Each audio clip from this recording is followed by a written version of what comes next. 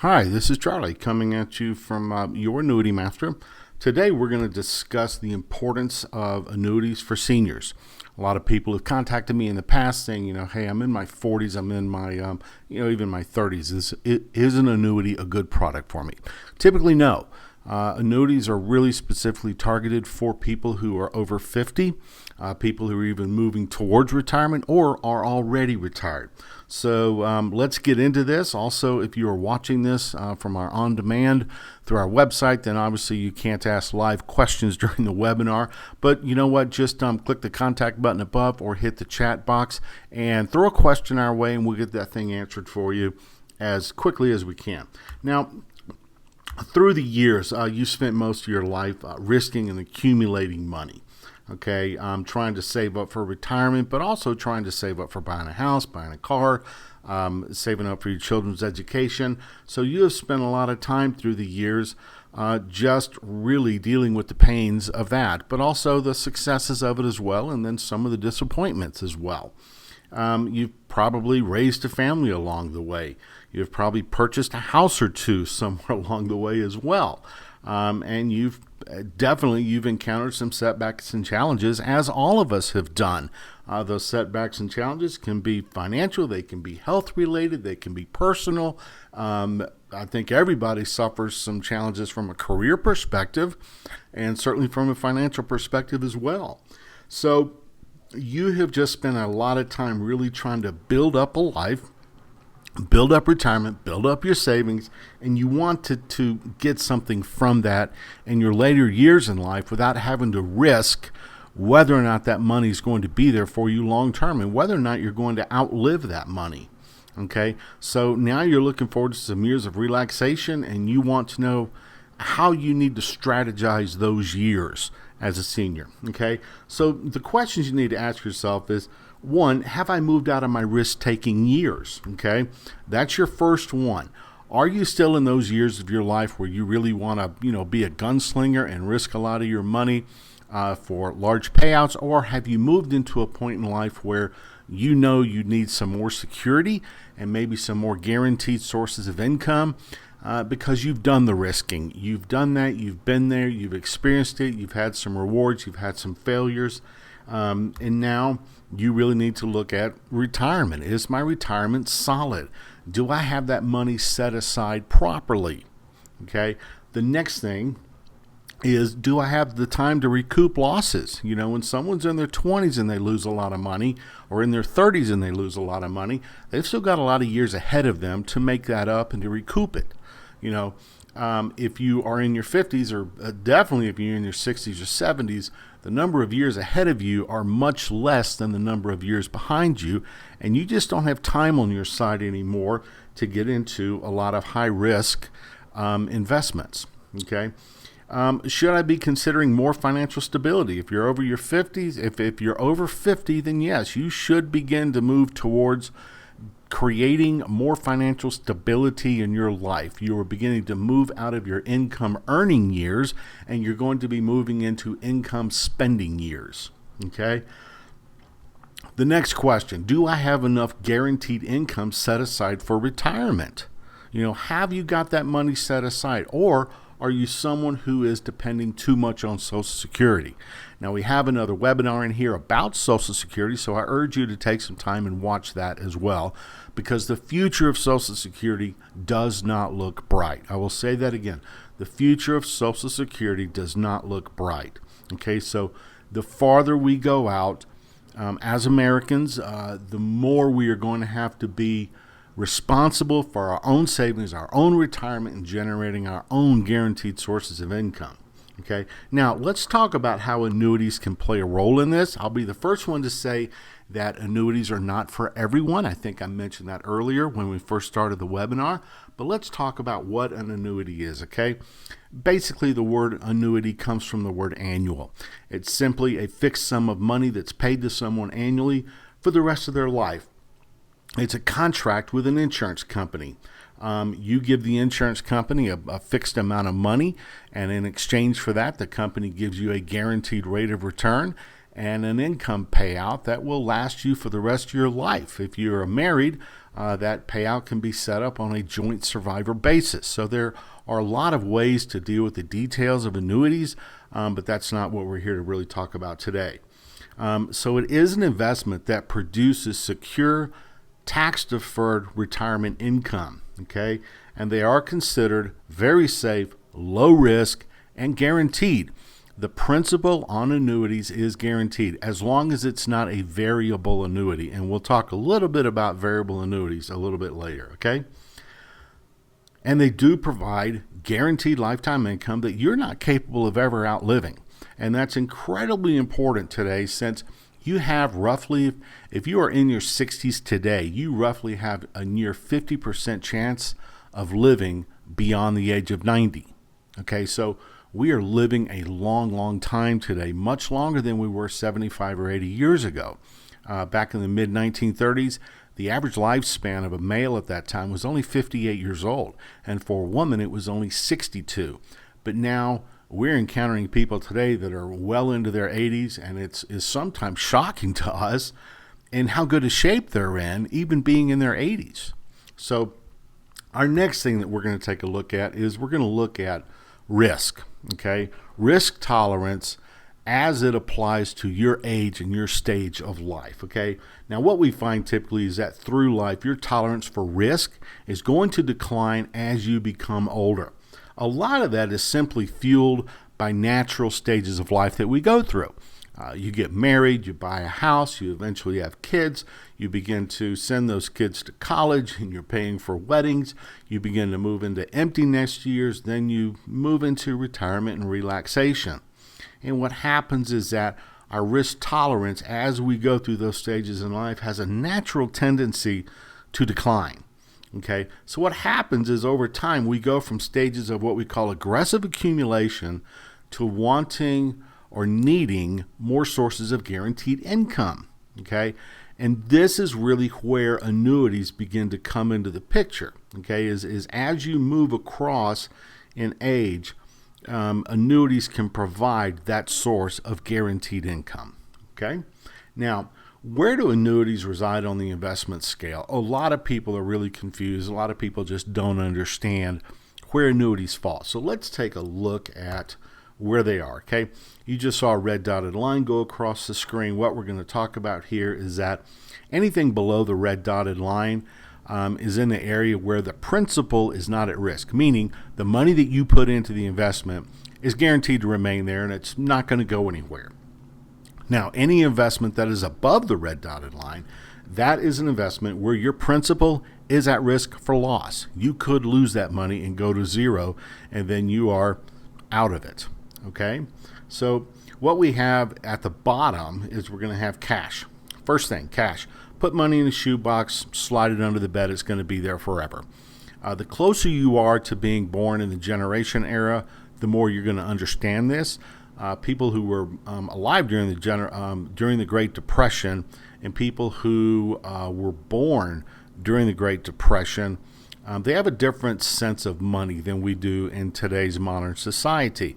They were very distrustful of financial institutions following the Great Depression, and people became cash hoarders following that period of time.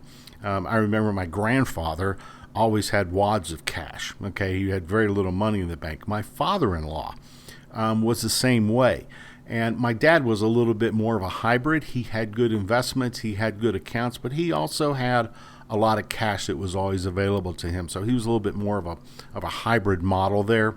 The next thing you have on the list is you have money market accounts. These are nothing more than just savings accounts at banks. You know, when I was a kid, about 12 years old, I had a paper route, and the paper route money went straight into a savings account, and I believe the bank in my hometown paid me an interest rate of somewhere around 3 or 3.5%. You can't find that anywhere today. If you can get 0.5% at a bank, you're doing really well, and my hat is off to you, okay?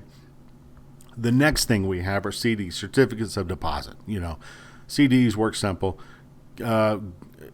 Put up $25 today, and in 30 years you'll get $28. Okay, I'm being a little bit facetious with that comment, but you kind of understand how those work. They're not real dependable and not high return investments.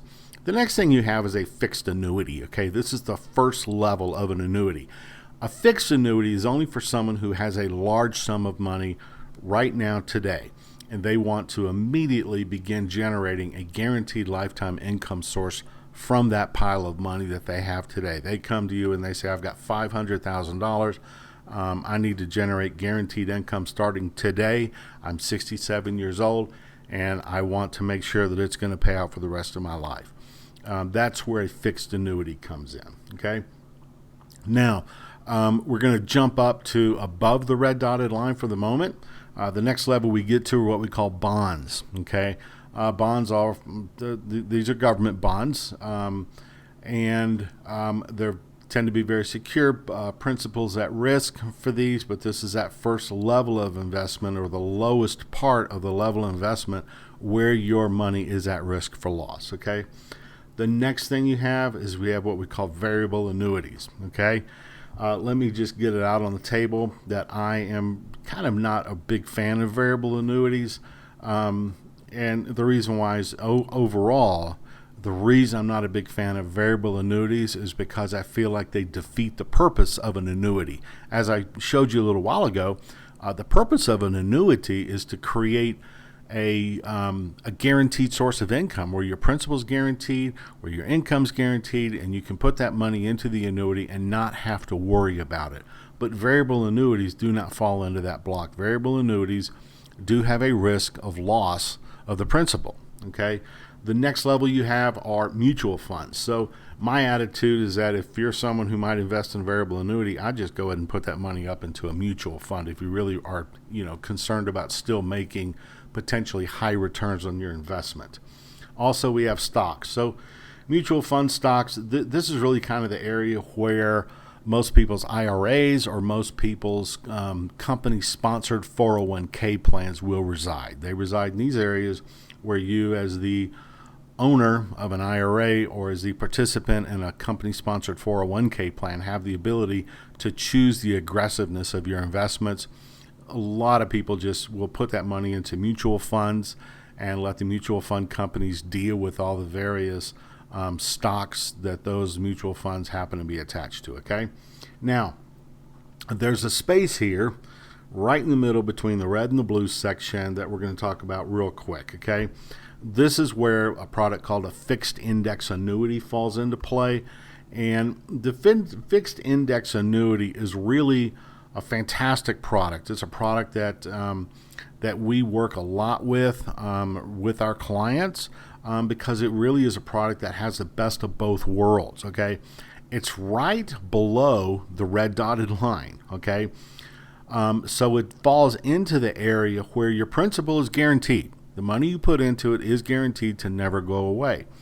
But it's right at the red line, and it does provide the opportunity for upside market growth.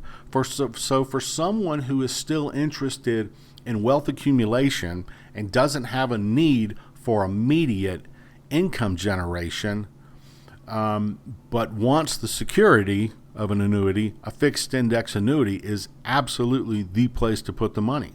Okay, very, very powerful product. I have a lot of clients who will typically come to me and say, you know what, I've got an IRA, I've got a 401k plan that's going to start paying me income. But I also have this little pot of money over there with $200,000 or $300,000 or $400,000 in it. I don't really need to generate income from that right now, but I want to secure that money. I want to make sure that principal is never going to be at risk again. And at some point in the future, 10, 12, 15 years down the road, I'd like to be able to probably start generating some income for it. If I don't need it, then I'd like it just to sit there for wealth accumulation for my children or my heirs. And this is where a fixed index annuity comes into play. Incredibly powerful product, okay? A lot of people will really try to throw annuities under the bus regarding surrender fees. People say, well, don't get into an annuity. They have surrender fees. Your money is locked up forever. You can never touch it. The insurance company is just going to take the money. They're just going to keep it, and you'll never be able to access it. You'll never be able to see it. And when you die, they're just going to keep it all from you. This is typically the attitude that some financial people have towards annuities. A lot of this is because they don't really care that much for annuities, A, because they can't sell them, or B, annuities don't have, fixed index annuities do not have annual servicing fees with them that other investments like mutual funds and stocks and bonds and things like that would have. So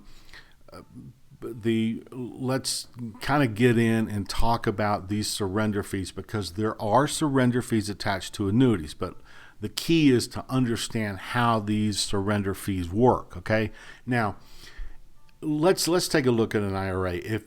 If you pull money out of your personal IRA or out of your company-sponsored 401k plan before you are age 59 and a half, you are going to get a huge penalty for that. You're going to get penalized from the IRS for having access to that money.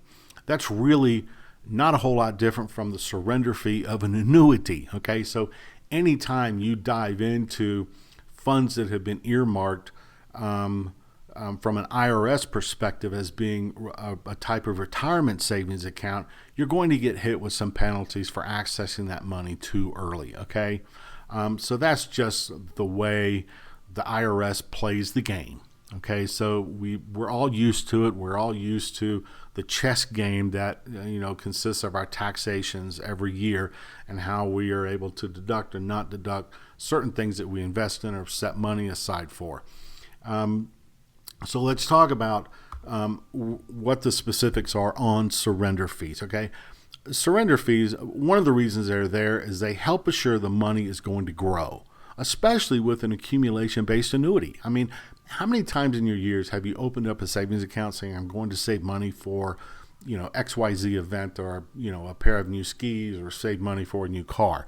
And months later, that savings account has been depleted. You just were unable to keep your fingers off of it.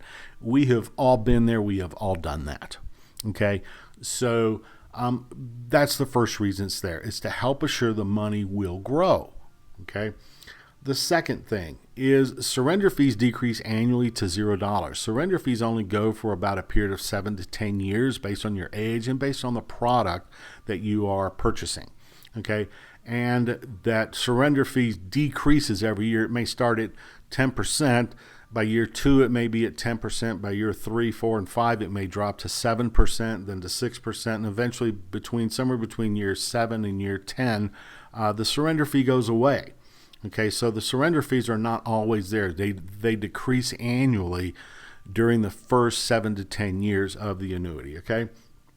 Now, thirdly, surrender fees they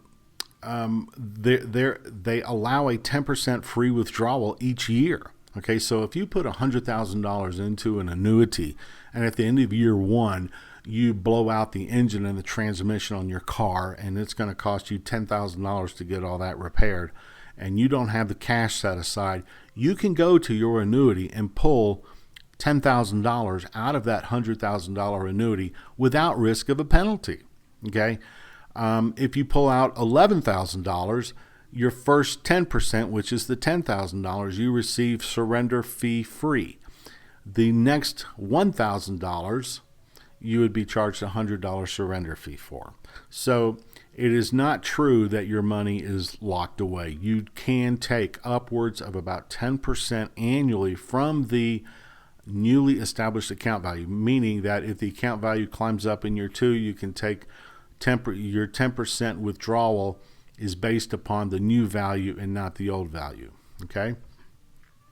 Now, next, surrender fees are 100% waived in the case of a critical illness, a nursing home, or a death. So if you are in your senior years and you end up developing early onset dementia and you have to be pushed into a nursing home for care, and your family has a need for money to help pay those fees, then the surrender fees are waived, and some long-term care options that can be included in an annuity can be utilized, and that money can be put towards helping to cover those costs. Okay, in the case of an early death or death at all, the remaining account balance from the annuity is paid out to the heirs of the annuitant in the form of almost like a life insurance. Okay, so it is paid out for as a death benefit.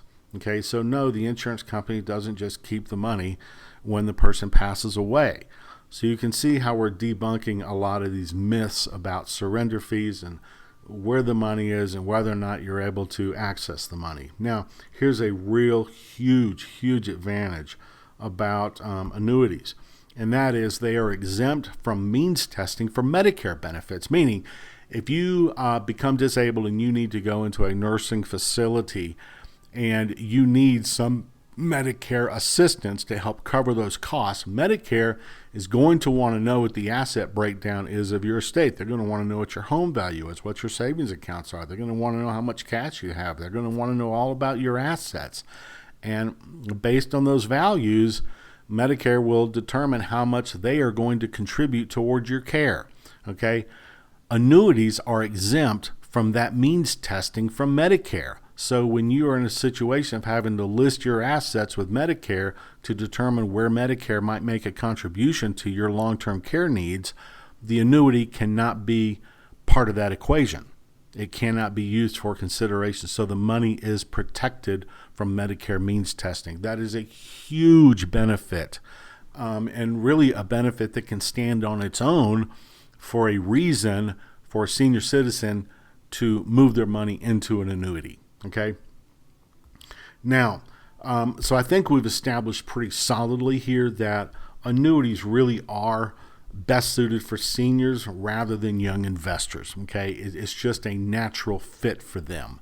And if you have any further questions on this, please let us know, because really the strength of what you're looking at here for an annuity is that you have guaranteed principal.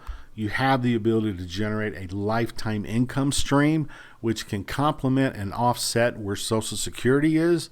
And there is a death benefit that can be paid out on an annuity, and you have critical issues waivers on these. So Forbes recently referred to the fixed index annuity as being the Swiss Army knife of retirement planning. And that is absolutely true. And I've shown you really what a lot of those tools are right here in this webinar today. So that's it for now. So reach out to us with any questions you have. Again, you can hit the chat box or you can click the contact us link at the top and give us some questions. Reach out to us and let's start a conversation. Thanks a lot.